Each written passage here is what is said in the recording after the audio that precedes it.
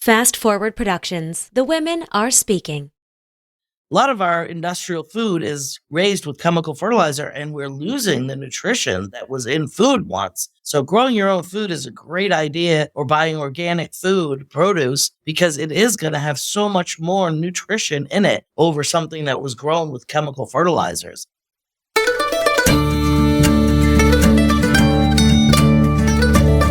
You're listening to the Good Dirt Podcast. This is a place where we dig into the nitty-gritty of sustainable living through food, fashion, and lifestyle.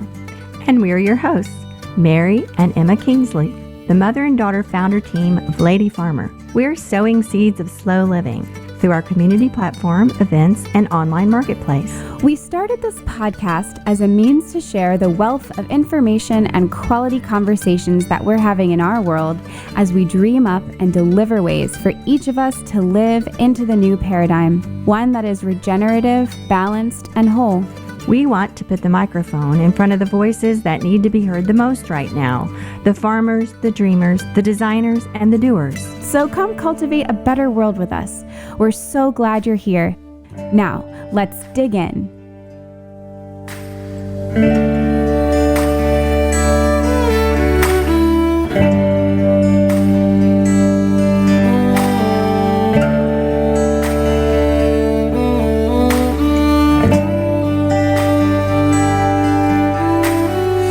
Hello, Mom. Hello. Good morning. Good morning. So spring is in the air. Time to get garden started. The irony here is that I don't actually super garden a ton.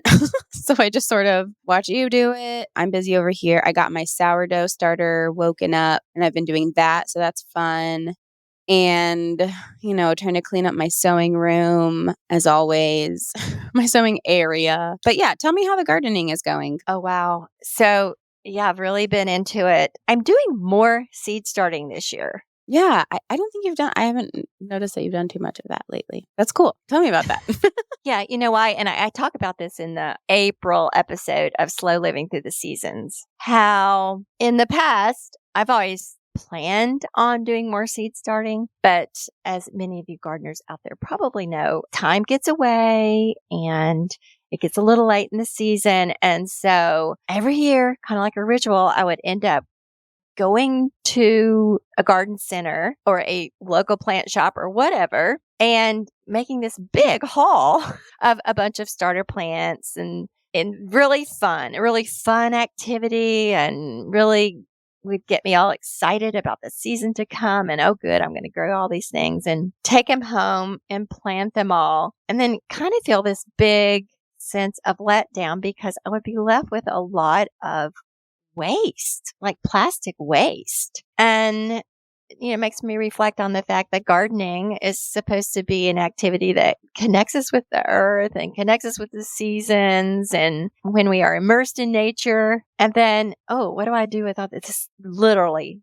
pile of plastic? So to me, the best way to cut down on that is to start from seed. That makes sense. Yes. So this year I've been using pine tree seeds. They're a small company, small family-run company, and I know their seeds are safe and high quality. And I love the fact that there's no plastic in the packaging. They're in paper shipping materials and paper seed packages. And I just love the whole thing. So I've been planting lots and lots of seeds this year. So we'll see how that comes out. I've, of course, done it before, but I've never really relied on it as much as I am this year. And another thing I've been doing that's different is I've been using products from another family-owned company called Neptune's Harvest. I've been utilizing their fertilizer from the very beginning by soaking the seeds before I even plant them. So it's supposed to help give them a really healthy boost. And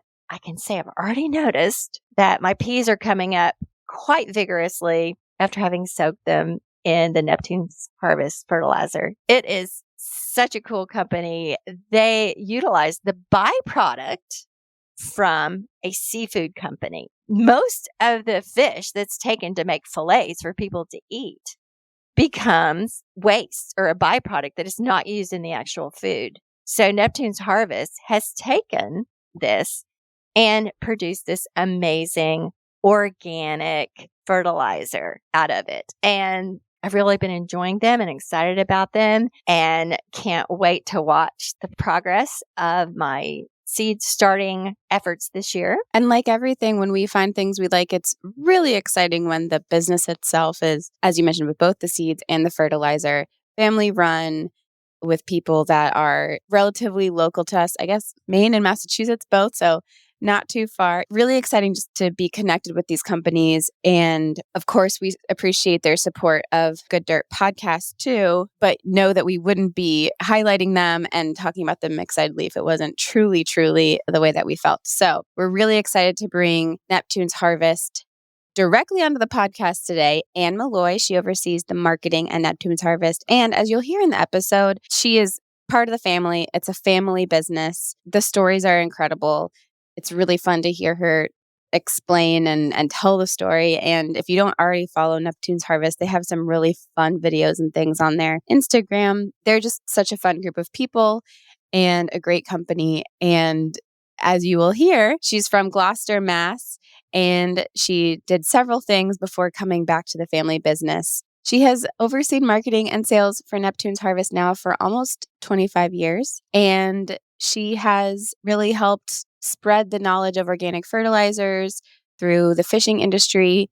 She also loves to paint, write, and see live music, as you'll hear about in the conversation as well. Anne was so fun to talk to. We're really excited to be connected with her and with the company that has such a great product. I love talking to Ann. I learned so much from her about fertilizer and organic fertilizer and the process of how they make it. And I learned so much about the fishing industry. And it was just such a great conversation. I feel very enriched by it. And the plants are probably also really enriched by it. Absolutely. We hope you enjoy. Let us know what you think. So here's Ann Molloy of Neptune's Harvest.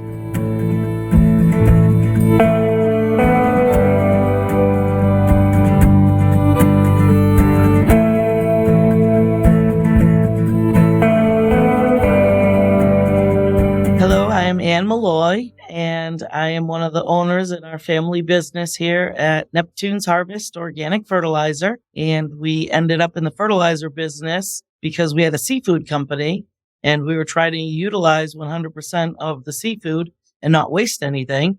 And that's how we ended up in the fertilizer business. Where are you guys located? We're in Gloucester, Massachusetts. So Gloucester is a big fishing port. I don't know if you've ever seen The Perfect Storm or Wicked Tuna, but that's Gloucester. So we're the oldest working seaport in America. And we unload fishing boats and we fillet fish. And when you fillet the fish, 60 to 70% is left over. We were actually in the 80s paying fishermen to take that portion out to sea and dump it. And it was wasteful. It was bad for the environment and it was expensive.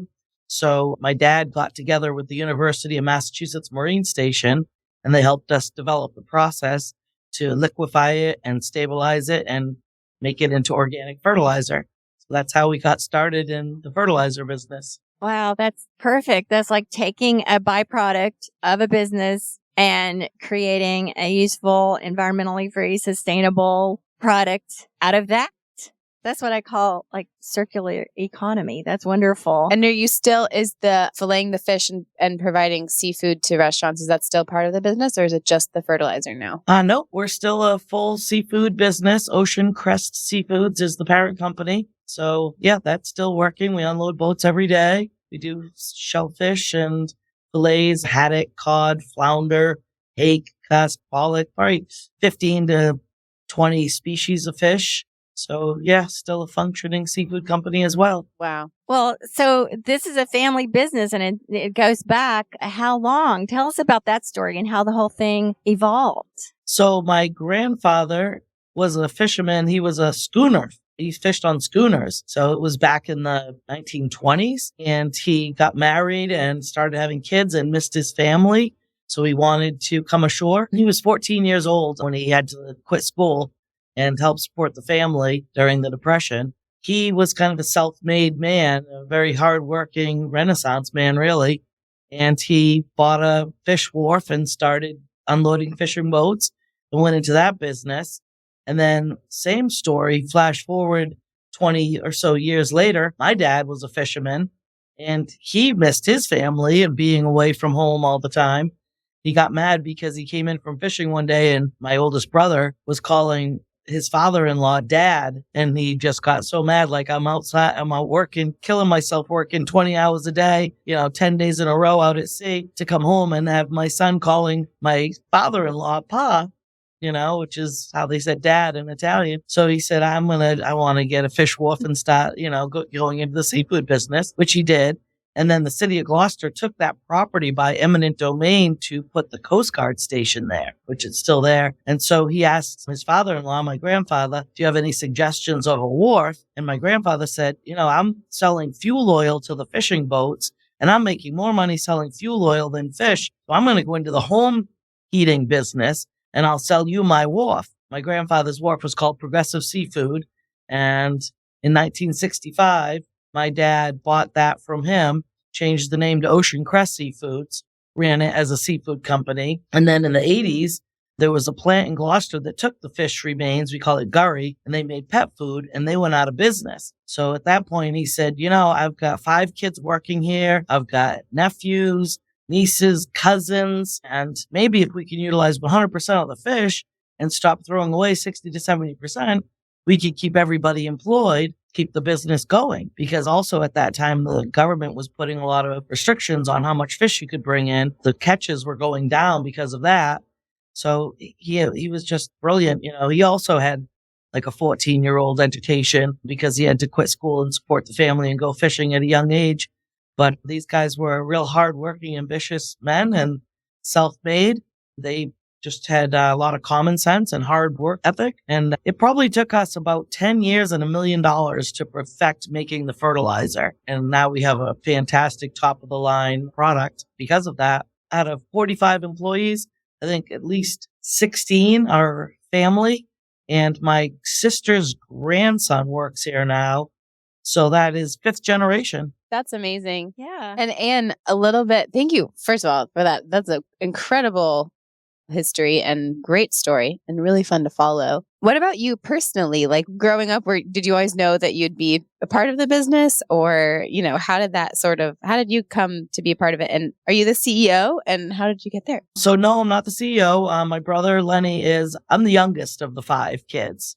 And I didn't really want to be a bookkeeper at the time. I had no interest in the family business. I went to college for art. I was an art major and a philosophy minor. This was not anything I envisioned at the time, but I went to school in Vermont for a couple of years at Green Mountain College. And then I went to school in Colorado and went to University of Northern Colorado. And I spent my summers touring with the Grateful Dead. So that was a lot of fun. I saw the country. I actually did semester at sea. So I traveled around the whole entire world on a boat and saw 13, 14 countries. Oh, cool. So I had a lot of travel. My dad always wanted me to come work for the family business and be a bookkeeper, but I'm just not a numbers person. That did not interest me. But then when he said he was going to go into organic fertilizer, I'm like, okay, this is absolutely something I could get behind. So I, kind of always was into growing things and organic. And when I first started, I had my son and had my first apartment and grew a garden. I went to the garden centers. It was like Miracle Grow, chemicals. There was no organic fertilizer options in my local stores. And I definitely didn't want to grow things with chemicals that I was going to eat and feed my baby. And so I was thrilled when he said, we're going to start making organic fertilizer. So that's when I jumped on board. And now I am in charge of marketing and sales. And my dad's passed away. So I have 2 cousins and 3 brothers and a sister, and we all own it and run it now. And my son works here now. He is 32 years old, almost 33, and he runs the warehouse and does a lot of trade shows with us. And like I said, my great nephew works in the office now. He worked in the warehouse. Now we moved him into the office, and he does some trade shows and sales. So we're keeping the next generation going. And I just had my first grandbaby, little girl. They named her Rosalie after my mom, and I think she's 7 weeks now. So it's pretty exciting. Oh, that's awesome. That's so fun. I'm the same age as your son. I just turned 33 this week. We get the mother-child working thing. We do that too. Yeah. Oh my gosh. There's so many things I want to ask you about. One, before we get too far away with it, you were touring with the Grateful Dead. In what capacity? Well, they didn't know I existed. Were you with them, or were you No, No, Okay, a okay. lot of, a lot of people toured with them. I was an art major, like I said, so I did all the artwork. What's the And word? Deadhead? Deadhead, yes, for sure. But my good friend worked for a screen company and he had a 4-color press, and we traveled with this 4-color screen press in a van called Lumpy with dancing skeletons all the way down the side.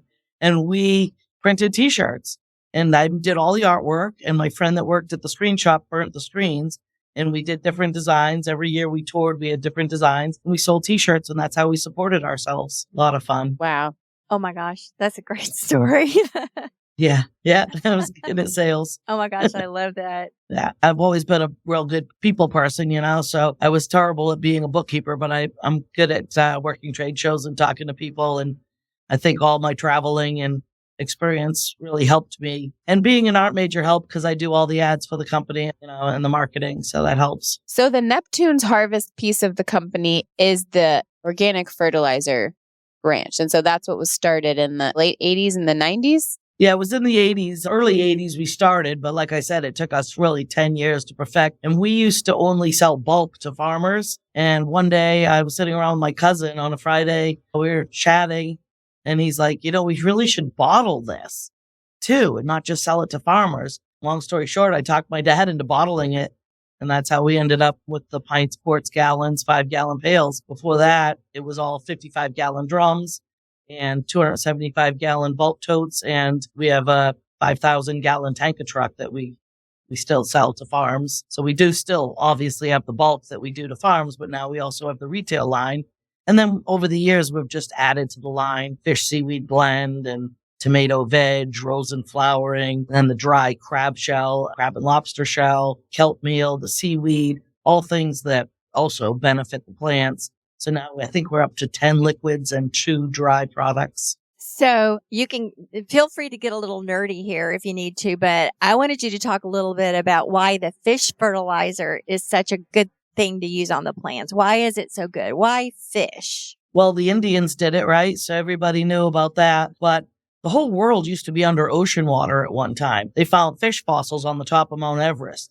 So it makes sense why the products from the ocean work so well at remineralizing soil. But with chemical fertilizers, you get your NPK, nitrogen, phosphorus, potassium, but that's it. With the fish, you've got your NPK. Those are your macronutrients, but you've also got micronutrients, trace elements, amino acids, vitamins, enzymes, minerals, growth hormones that are naturally in fish that make fish grow, the enzymes, the omega oils, omega 3, 6, 9. So you're not only giving it the NPK, you're giving it all these other nutrients in nature's perfect balance that plants and soil need. So it really builds the sugar in the plant, which makes everything taste better. It makes it less susceptible to insect damage too, because they can't digest sugar. It raises the relative feed value, total digestible nutrients, and makes very nutrient dense food. And it builds the organic matter in the soil. So your soil's much looser, it retains moisture better, it drains better, and it'll actually draw nitrogen, like 60 pounds of nitrogen from the atmosphere if you've got really good, deep organic matter, and it sequesters carbon.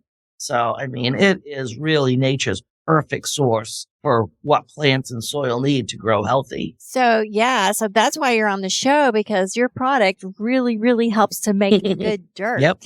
Yeah, we're pretty excited about it. Can you tell us a little more about the process? I think you touched on it before, but a little more about the process of converting it from literally fish waste into the thing that you put in bottles. So after we get the fillets removed, the remaining gurry is ground up. It goes through like a big auger and it comes out looking like hamburger. We have a cold process all the way through, which protects your heat sensitive nutrients and keeps the enzymes alive in the final product, which really helps feed your biological life of your soil. So we grind it up. And then it goes into these hydrolyzing tanks. Hydrolyzing means taking a solid and turning it into a liquid with the use of enzymes. So there's natural enzymes in fish. So it goes into these hydrolyzing tanks where these very high-powered pumps whip it around. And within 24 hours, it is a liquid. And then we stabilize it with just enough phosphoric acid to bring the pH down to 3.5. And that keeps it stable. So it has an indefinite shelf life until you add water. Once you add water, the pH goes up and then it'll start to be rotting fish. So you can't store it once it's diluted. You have to use it up, but it makes it better for the plant to accept once you add the water. So after we stabilize it, we run it through a screen. So any of the bigger bone particles that didn't dissolve in the hydrolyzing process get screened out, and those go to a composting facility down the road. So 100% of the fish is used, nothing's wasted, but it comes into this liquid concentrate, kind of looks like chocolate milk, and it does not stink like fish emulsion because it's cold processed, and we use only fresh fish. So the fish is not smelly. Fresh fish doesn't smell, don't get me wrong. It's not perfume, but it's definitely not disgusting. It's not like gross. It's really not bad at all. People are always impressed if they've used fish emulsion. Fish emulsion is products that usually come out of the Gulf of Mexico or the Chesapeake Bay. It's menhaden. It's one type of fish. They remove the oils for fish oil product and the meal for fish meal products, and the wastewater that's left after those two processes, they boil down to a 50% solution, and that's fish emulsion. So ours is completely different. It's a cold process hydrolyzed fish. So much, much better product. We don't remove anything, no oils, just the fillet. And when you fillet fish, there's a lot of the meat of the fish still on there. My question is, excuse me, I'm not too much of a home gardener. I dabble, but definitely, the fertilizer stuff feels even a little bit beyond me. So is fish emulsion also a fertilizer? So people can also use fish emulsion? Yes. Fish emulsion's been around for years. So it's most people call it fish emulsion, and that's okay, but it's really a whole different process. Our process is completely different than an emulsion, and it's a much higher quality product. Very cool. Are you a home gardener? Do you use it personally? Oh, absolutely. We have a test garden here at work where we grow all sorts of vegetables and herbs. I grow at home. I grow a lot of flowers at home. So yes, I definitely love to grow things. And my husband has gotten into it in his, later years. And he's an electrician by trade, but he's really gotten into raised beds in our backyard. And he's got all sorts of flowers. We started with the dahlias. And so our backyard is gorgeous now. And I got to give him props on all the work he's put in back there, because it was just a dirt hill. And now it's gorgeous flowers everywhere. And most of the vegetables we grow here at work. So what are your go-to products? Yeah, what are the ones that you use? Yeah, the number one choice, if I had to pick one product, would be the fish and seaweed blend. You mix 1 ounce per gallon of water, so it goes a long way. And it's just a mild all-purpose that you can use on absolutely everything. It's 75% fish, 25% seaweed. The seaweed is harvested off the rocks sustainably off the coast of New England, very cold, clean, dark, mineral-rich water. So the colder and the darker the water, the more minerals that are in it. And it's called Ascophyllum nodosum, but we call it rockweed because it grows on the rocks. Some people call it Norwegian kelp, but it's been studied to be the most valuable type of seaweed for plants. It's also called kelp. So same thing, seaweed, kelp, same thing. The way it's harvested is it's cut. So it grows back. So if they start cutting like one section and they move along up the coast, by the time they come back, it's already regrown.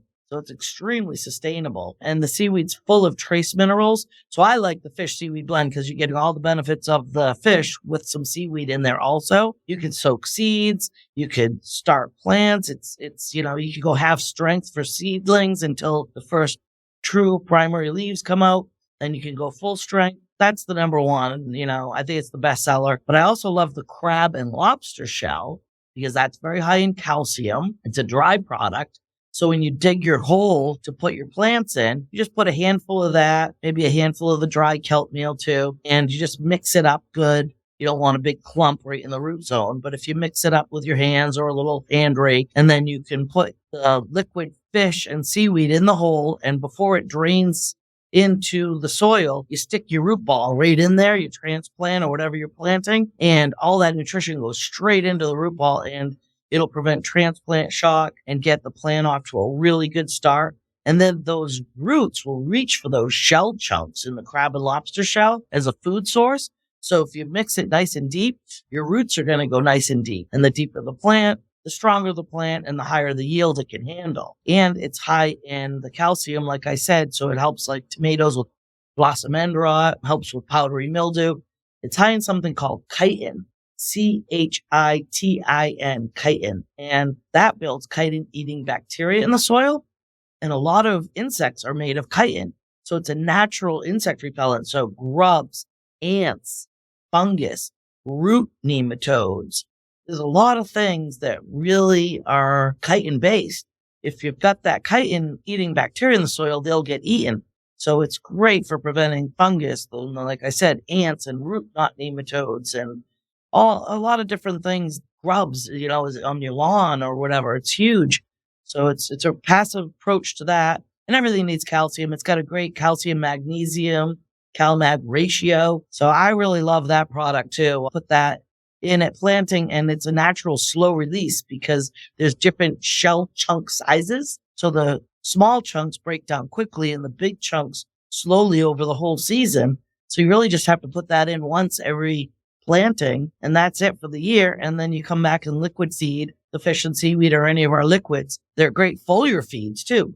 The fish is systemic, which means it'll go in through the leaf, down the stem, and into the root system. So you get more bang for your buck if you're foliar spraying, but you have to do it early in the morning when the pores on the leaves are still open. You could also do it in the evening, but you don't want to put your plants to bed wet necessarily unless it's a real dry climate or dry year, because that's when you can get fungus and disease, things like that. But if you foliar spray early in the morning, you'll be amazed how quick you see results, and you really do get a little more bang for your buck. But I also wet the soil, like I said, to feed the biological life. That would be my number 1-2 punch for favorite products. Wow. That's so helpful. And you said something that caught my attention. You said about the fish and seaweed blend, you can use it for seed soaking. And I wanted to ask you about that. Do you have to dilute it for that? Yeah, the application rate's on the label. I'm pretty sure it's 1 teaspoon per cup of water. And then depending on the size of the seed, most vegetable seeds you soak for about 2 to 3 hours. But the bigger the seed, the longer you want to soak it. But just basically till the seed starts to swell. A plant started right from seed will always do better. A plant fertilized later in life will never catch up to a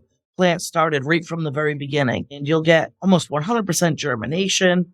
Everything will come up really quickly, and you'd be amazed the difference if you do soak the seeds. So, it's a benefit. And then if you're starting from seedling, always put it in at planting right at the beginning. The sooner the better. Get that fertilizer in there. I like to go half strength. So it's 1 ounce, which is 2 tablespoons per gallon of water. But for seedlings, I go a half ounce and feed once a week until the true leaves come out, your first primary leaves. Then you can go 1 ounce, the 2 tablespoons per gallon of water. And I'd still feed once a week, but every 2 weeks still shows great results. I'm getting ready to start some peas. So right after this, I'm going to go put my seeds on to soak with the stuff with your Neptune's Harvest that I just received. So I'm really excited to try that. I had a quick question about a few of your other products that you mentioned, the dry products. I just love how it sounds like the source of all of your things comes from right there, things you're already using. Is that the same with the shells and did you mention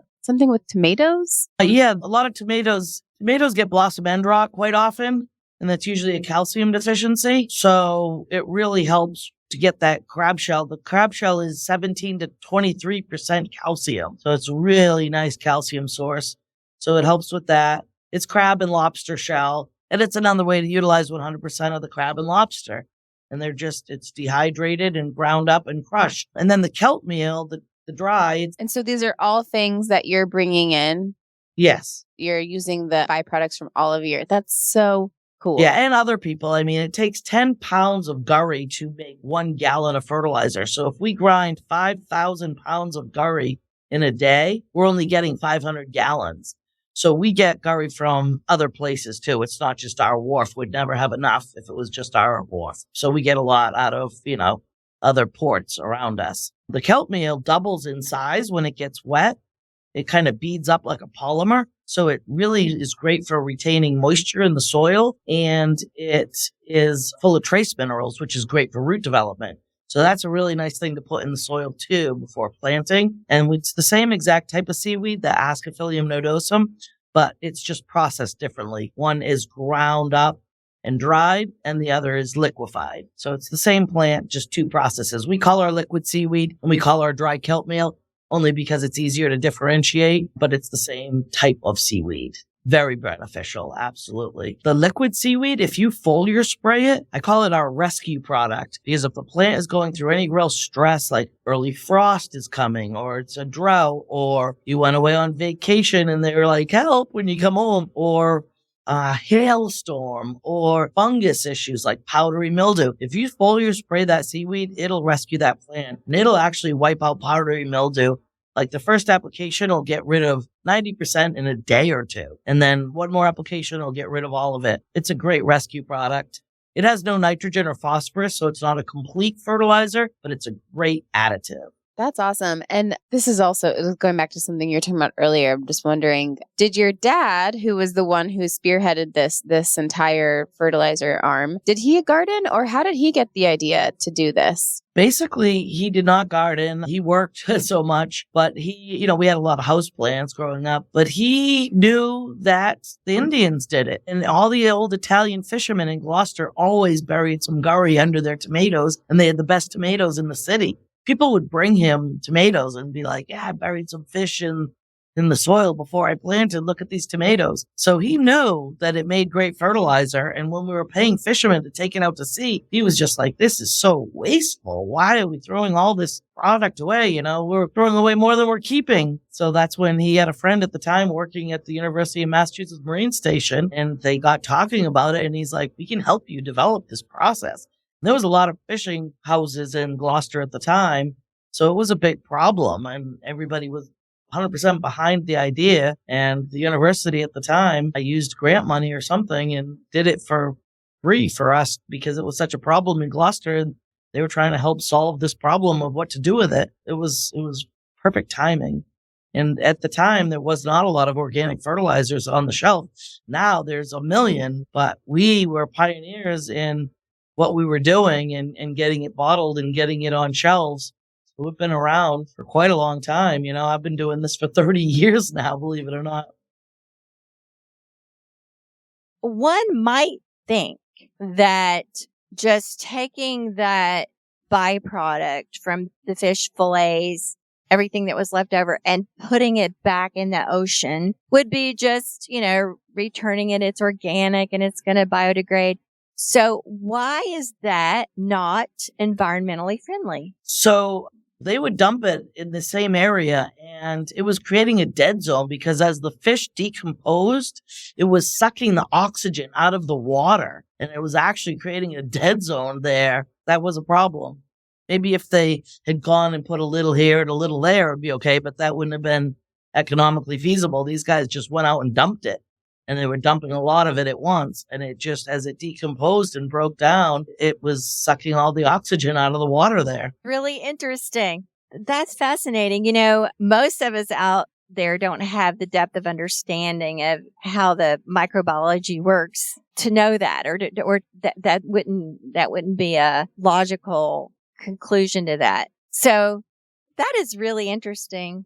To your point, if they'd taken the time to go out and distribute it way out and all over, then that wouldn't be economically beneficial, as you said. So tell us about the humate. What is the humate product? Before coal turns to coal, it's lignite. This Russian scientist developed a process to extract only what's usable from this lignite, so you don't have to use a lot. It's like really, really, really, really, really old dirt, basically, right? Before, it's like almost coal. It's so old. It's like taking the very best of a compost pile and making it into this high-powered liquid concentrate. So if you have really poor soil, it can bring your soil back to life. Say you've used chemicals for years and the soil's just depleted of all the biological life and basically dead or dirt. If you left it alone for 100 years and did nothing, it would come back to life again. But if you put the humate on, you could get really good soil in like 3 years, not 100 years. So it really takes poor soil and makes it into healthy soil again. And it really helps the plant through stress. So we sell our fertilizer to a lot of giant pumpkin growers. This man, Travis, in Minnesota, broke the world record last year. It was 2,749 pounds. It was like a VW bug. It was huge. These pumpkin growers love the humate because it really helps the plant through stress. They also love our fish and seaweed, and we sell to almost all of the giant pumpkin growers that grow the huge pumpkins. But that's one thing about the humate. It really improves soil quickly, and it really helps the plant with stress. And it helps it absorb more water in a way that the plant can handle the water, if that makes sense. Yes. Oh my gosh, that's fascinating. Speaking of pumpkins and other things that grow on vines like squash and so forth, I know a real problem I have here in my garden is that I'll have these beautiful squash plants and they have the wonderful blossoms and they just look so lush and wonderful. And then you walk out there one morning and they're shriveled up. And that's the end. They're not going to come back. I think it's a beetle that gets into the stem. Well, like I said, the fish really increases the sugar in the plant and the seaweed. So the fish seaweed blend, again, I would try that because it's nature's way of survival of the fittest. If you have a weaker dying plant, that's where the insects are going to go. Insects can't digest sugar well at all. So they will go to a weaker dying plant over a healthy plant all the time. And like I said, that's nature's way of survival of the fittest. So the strong plants thrive and the weak ones get eaten. So that kind of makes sense. We also sell products that we don't make, but we offer them, like the garlic. The garlic is a nice insect repellent. We have a cedar product. Cedar is a great insect repellent. Like you used to have the cedar chests and cedar closets because cedar is a great insect repellent. We sell a product called Best Yet. It's a natural insect repellent that you can put on you, and it's DEET free. You can put it on your pets, and ticks will keep off your pets, and put it on like you would use off, and it would keep mosquitoes off you. So we have that. We sell neem oil. We don't make those products, but they're, we do offer them because if people have an insect problem, we like to offer them a solution as well. But if you can keep your plant well fed and well healthy, you will have a lot less insect damage in the first place. It could be a squash vine borer that is causing you problems. And the thing about anything in the cucurbit family, the squash, is they have huge leaves. And if you're foliar feeding, you're getting all that nutrition, so much nutrition into that plant. And I think that's one of the reasons the pumpkins and the watermelons and people use our product to grow the biggest gourds, the biggest butternut squash, the biggest watermelon, even tomatoes and sunflowers.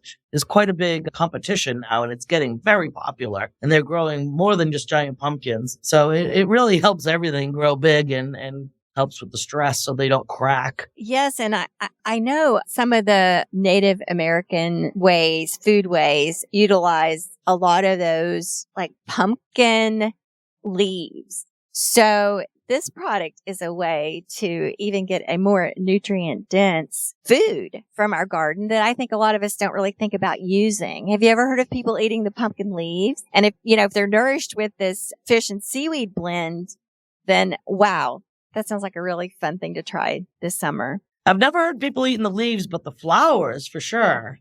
A lot of people stuff the flowers and they're really delicious. So we sell, like I said, to farmers. We sell to a lot of ranchers and they spray it for horses and cattle. And they always tell me if they spray half their field with the fish and leave the other half unsprayed, all the animals will go eat where they sprayed. And that's because they're smart. They know it must taste better to them. It's more nutrient dense, but it really raises the feed value so much that the animals will eat half of the egg, for example, when it's been fertilized with the fish, than if it wasn't, if it was no fertilizer or chemical fertilizer. And we're losing a lot of our industrial food is raised with chemical fertilizer, and we're losing the nutrition that was in food once. So growing your own food is a great idea, or buying organic food, produce, because it is going to have so much more nutrition in it over something that was grown with chemical fertilizers. And the chemical fertilizers kill the biological life of your soil. So your soil is kind of dead, so to speak. And there's no nutrition in it. So you have to give it higher and higher NPKs to make things grow. Plus it makes the soil like cement. And there's a lot more floods now because that soil just doesn't drain like it used to. And it doesn't retain the moisture. So you need more and more water, which is something we should really start caring about more and more. Like I said, the nutrient density, the flooding, and if you're using the fish and building your organic matter so it's nice and loose, you're sequestering carbon. So, Neptune's harvest, saving the planet.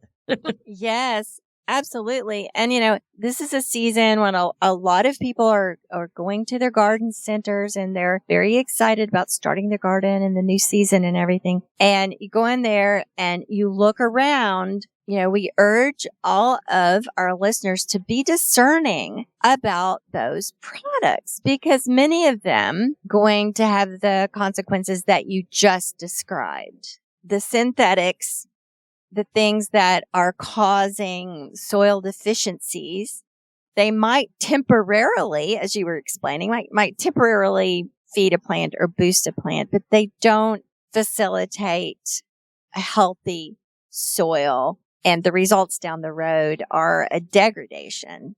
Whereas these organic products that you all produce feed and encourage the microbiology, increase the nutrient density in the plants, and all of these things you just described. So buyer beware when you go to your garden center this season and just look around, read the labels, and just be discerning about what you're taking home and putting on your soil and on your plants because it makes a big, big difference. It makes a big difference in not only, your personal yield and the flavor and the nutrition of the products that you're getting, but also has a bigger impact on the carbon sequestration and the soil health. We say on here so often that we can all make good dirt. All of us can do that in our own little corner of the world, even if it's just a flower pot.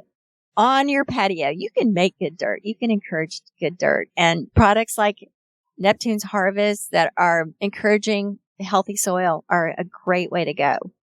I'm curious, Anne, about your observations in the changing, I know that with the changing climate and just the way that things change the fishing industry in general, I just have a general understanding that the fishing industry in New England has also gone through a lot of changes recently. I don't know exactly what that means, but I'm just curious from your perspective, working so closely with it, I guess how much, environmental changes affect what you're doing in your business and how you guys deal with that. Yeah, that's a great question. So we are on the ocean. Obviously, we unload the boats and our pier goes out over the water. It's on pillars. And we used to get every once in a blue moon, our whole floor of our building would be underwater. And now it's happening every winter, a lot more often with storms, that our whole floor of our building is underwater. Our street is underwater. Fish totes are floating down the street. So I see it with my own eyes. Sea level is rising 100%. It's a fact. We're getting way more floods than ever around here. Also, it's warming. Species that were just caught off of maybe New York and New Jersey, Virginia, south of us, we're catching up here a lot more. We used to never see certain species, and now they're moving up here and we're catching them off our waters. So absolutely. The other thing is a lot of people think we've overfished our ocean. That is not the case anymore at all. But the fishing regulations have not caught up with what's actually happening. Their best available science is not good science at all. They're not listening to the fishermen. They're not fishing where the fish is in that season. I really do believe the corporations want a lot of the fishermen off the water so they can have at it with what they want to do, which is put windmills up, drill for rare and precious metals, sand and gravel excavation. They have a lot of big corporations, oil companies that are going into windmills now that really want to use our ocean. And the less fishermen around to fight that, the happier they are. Years ago in the 80s, they wanted to drill for oil on George's Banks, which is the richest fishing grounds in the world. And it was the fishing groups that got that stopped. And now there's a fraction of the fishermen. And there is no way we are overfishing. We are actually underfishing at this point. And the fishing regulations don't even make sense. They're having fishermen throw over dead fish because when you fish and you're dragging a net of fish up from the ocean up to the surface, it gets the bends like a diver coming up too fast and it's dead. And if you've caught 600 pounds of cod and you're only allowed to bring in 500 pounds of cod, you're throwing away 100 pounds of perfectly good codfish that's dead. They're messing up the predator-prey ratio. And we have so many more seals up here now because there's so much baby haddock and cod and pollock that there's so much food for the seals that they're coming up like crazy. And now we've got sharks coming up. If you watch the news, like sharks off Cape Cod, sharks off of Cape Ann, where we are, because they're eating all the seals that are here now. So it's a tough situation. It's hard to talk about, touchy, but I'm going to say my truth. And I want people to know we are not overfishing. So please do the research, follow the money, go to the environmental groups that are pushing these causes and look who their biggest donors are. They're big oil companies, BP, Sun Oil. I mean, just follow the money and be careful. What you hear is not always the truth. So I'm going to go out on the line here and say the truth. That is so interesting. Thank you for saying that. Yes, that is a lot of people just, if you're disconnected from if you don't know how things get to your garden center shelves or your grocery store shelves, you just don't know. And it's, as you know, working in marketing, it's really hard to sum stuff up in a couple sentences and to get people to understand these really complex situations happening. So thank you for explaining that. I certainly didn't know. And it's really interesting how the climate changing is related to the processes and the animals reacting. And it's all so connected, as you said. So fascinating. Yes. Thank you. Yes. And, I think we have to sort of condition ourselves not to just swallow all these sound bites that we hear all the time and just accept them as true. Like, oh, the oceans are overfished. That's something you hear a lot. And I just think it's really, really important to hear another point of view. And thank you for speaking from right there. You're at like ground zero of the fishing industry almost, which brings me to something else I wanted to hear you talk about. Gloucester, Massachusetts is really very important in the history of the fishing industry. And I wondered if you could speak about that just a minute. It's just so rich in its legacy of fishing in this country. So America was started on codfish. There was so much codfish here. It was like currency. And without that fish, I don't think we'd ever have got off the ground like we did. It is extremely important. Hemp and tobacco and fish is what saved our country in the beginning days. And we actually fed the world during World War II. Gloucester fishermen fed the world during the Revolutionary War. The fishermen of Gloucester were the eyes and ears on the water. And we saw the British coming and did warnings. And there's a rich history. There's a book written by a Gloucester guy named Joe Garland, who I was actually friends with before he passed, and good friends with his wife as well. And he wrote a book called The Fish and the Falcon. And it's about our history during the Revolutionary War and how we foiled a lot of the British ships as they came in. It's a really rich history here. We also have an extreme amount of artists, writers, musicians, poets, a very big art capital. Like Winslow Homer lived here, John Sloan, so many artists. I mean, it's a great, rich history. It's a big granite. The granite that we've mined from Gloucester quarries is built buildings in Washington, D.C. and Boston and even shipped overseas. It's a huge crystal, Granite is crystal. It's like a huge energy ball here. It's a very powerful place and rich, rich history. I don't have time to go into it, but people can look up stuff and it's fascinating. I can't say enough about my hometown. I absolutely love it. Very proud to be from here. Done a lot of feeding of the world through our fisheries over the years. And these are tough guys. I mean, they used to say wood back in the day when it was wooden ships and iron men, because they would go out to sea in the storms and bring in this fish. I mean, The Perfect Storm was a great movie because it helped people appreciate what fishermen go through. But these guys would fish, they'd work 20 hours a day and sleep 4.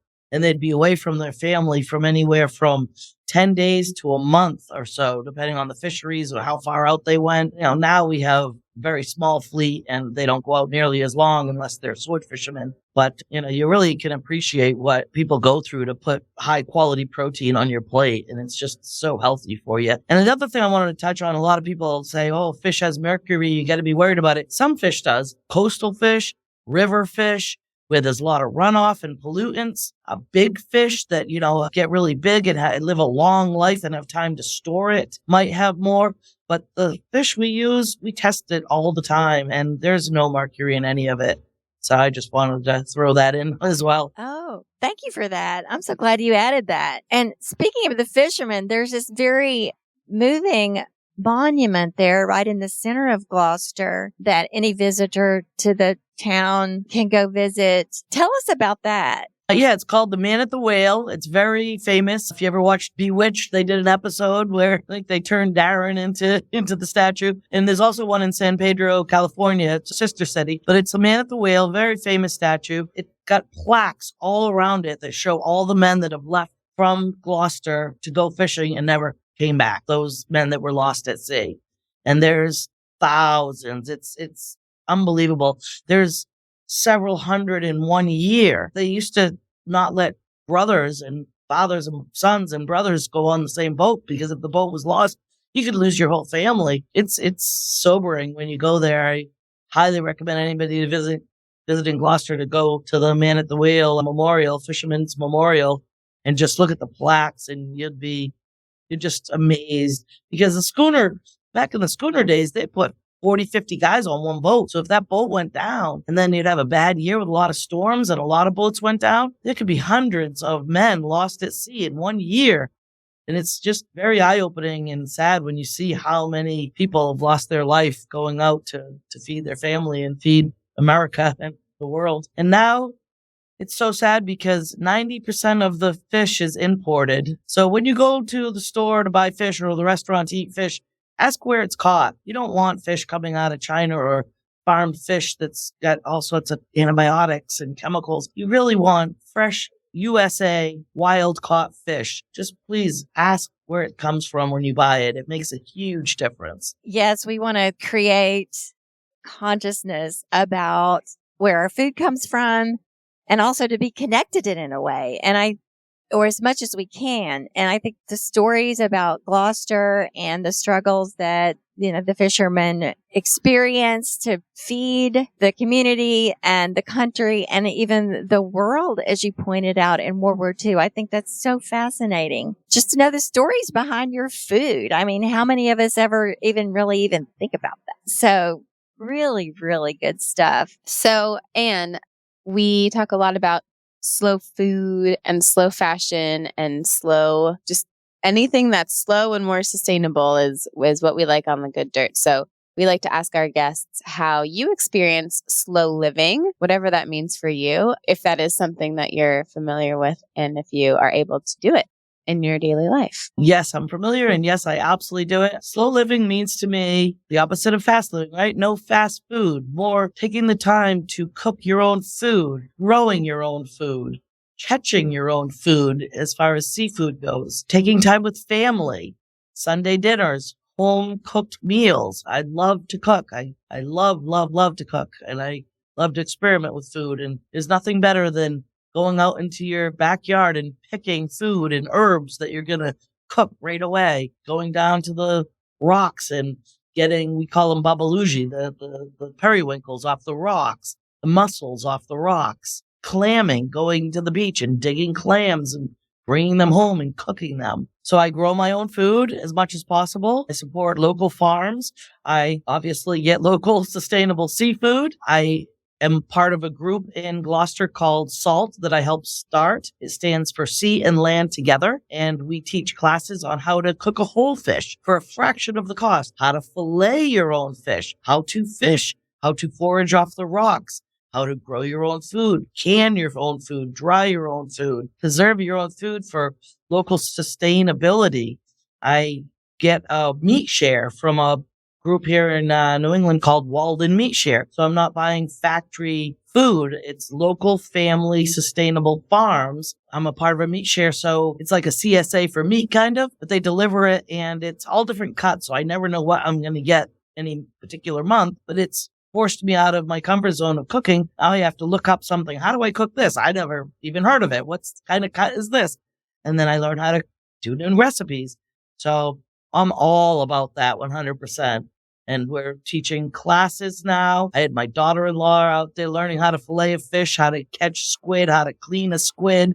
My uncle actually started calamari here in Gloucester, trying to use the squid. It was a kind of a byproduct at the time. It was a byproduct of the whiting fishery. And he would take it at work when he worked for his father, my grandfather, at the wharf when he was a young man. He'd take the squid and he'd cut it up and he'd cook it like the fried clams, and all the women worked on the wharf because all the men were out fishing. So all the women were the fish cutters and the fish packers, and they loved it. They absolutely loved it.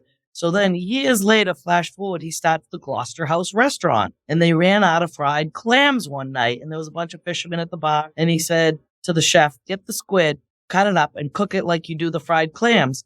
And they loved it. As fast as they could, he could bring it out, they were eating it. So then he put it on the menu, but he said squid didn't sound good, squingili in Italian didn't sound right. So he put it on the menu, nobody ordered it. He called it calamari because that's how you said it in Italian, and it sounded better. And then he would give it to all the customers that would come in. He'd say, hello, my name is Michael Inquarta. I'm the owner, and I'm going to give you a free appetizer. Try this. It's called calamari. He put it on the menu. People loved it. And that's how calamari started. How about that? Now it's everywhere. Oh, wow. Now it's everywhere. Oh, wow. What a great story. Yeah. What a story. Wow. So you've mentioned a couple of times your family is Italian. Yes. Full-blooded Sicilian. So when did they come over, and how many generations have been here? So my grandfather was a little boy when he came over. 3 out of 4 of my grandparents were born in Sicily, in the Palermo area, Terracini, Spedicavalo. Out of 4 of my grandparents, only one was born here, and her parents had just come over. And she was born in the North End, right next to where Paul Revere was born and raised. So I guess my parents would be first generation. I'd be second generation. But they came over in the very early 1900s. Very cool.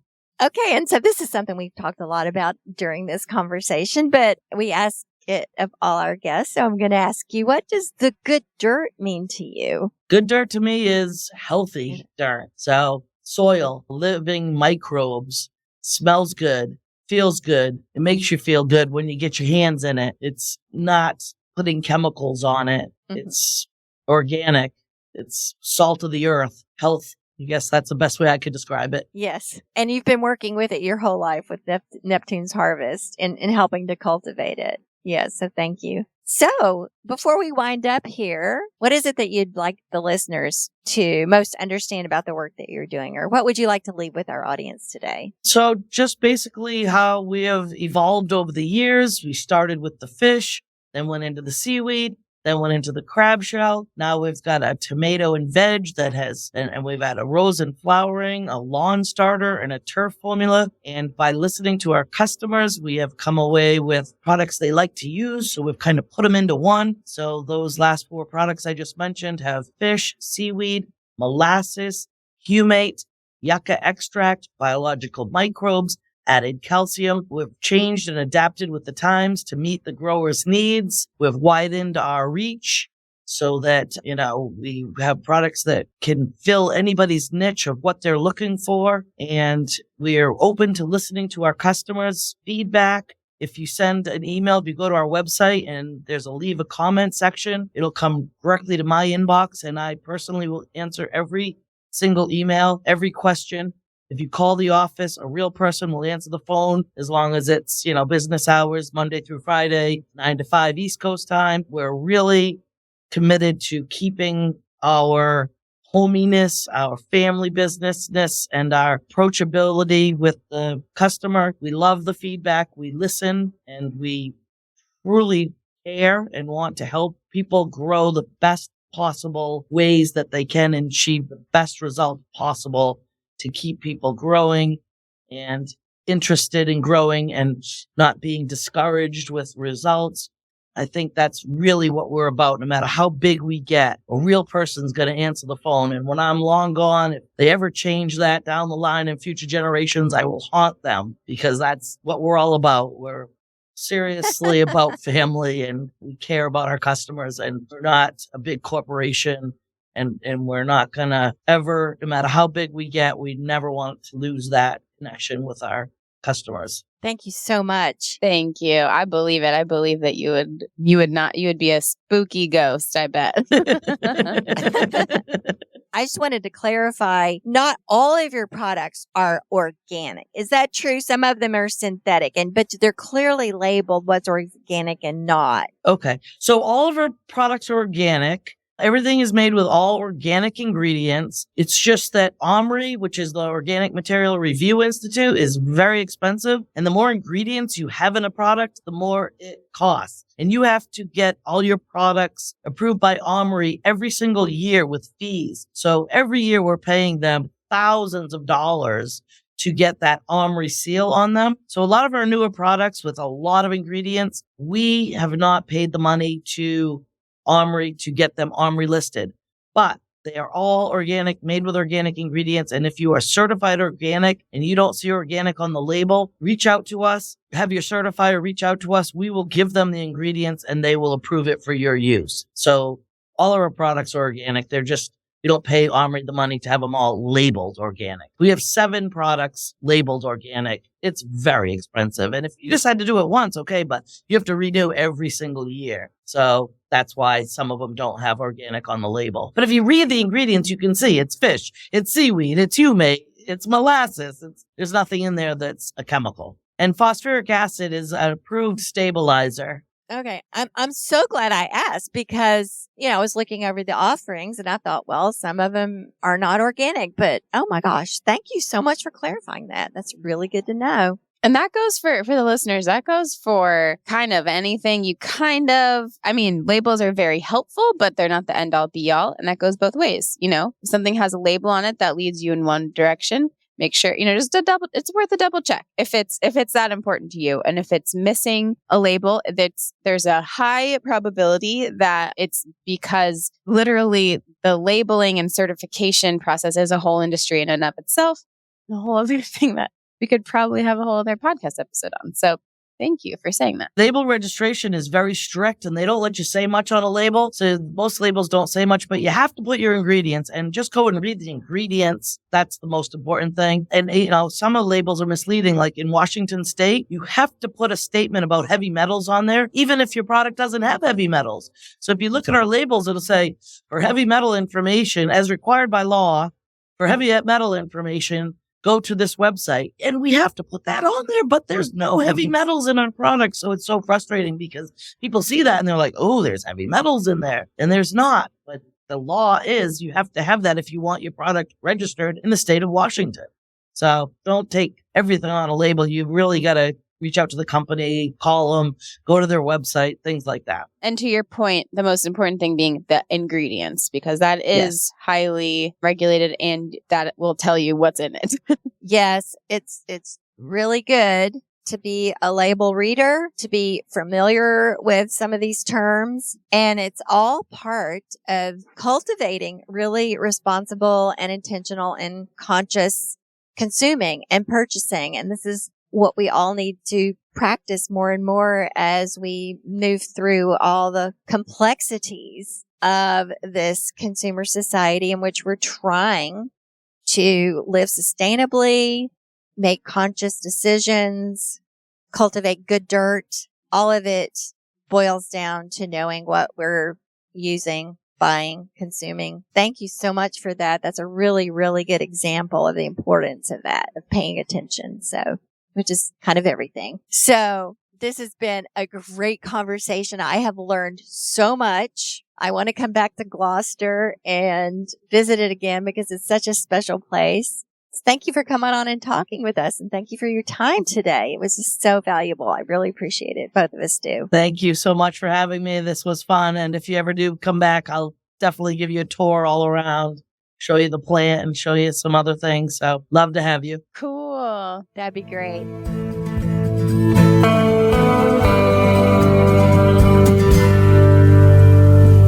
Thank you for tuning in, calling in, and spreading the good dirt. We love hearing from you. You can reach our listener voicemail at 443-459-1950. That's 443-459-1950. You can find this number in our show notes and in our Instagram profile. This show is produced by Lady Farmer, a slow living lifestyle community, and the original music is composed and performed by John Kingsley. For more from Lady Farmer, follow us on Instagram at We Are Lady Farmer. That's We Are Lady Farmer.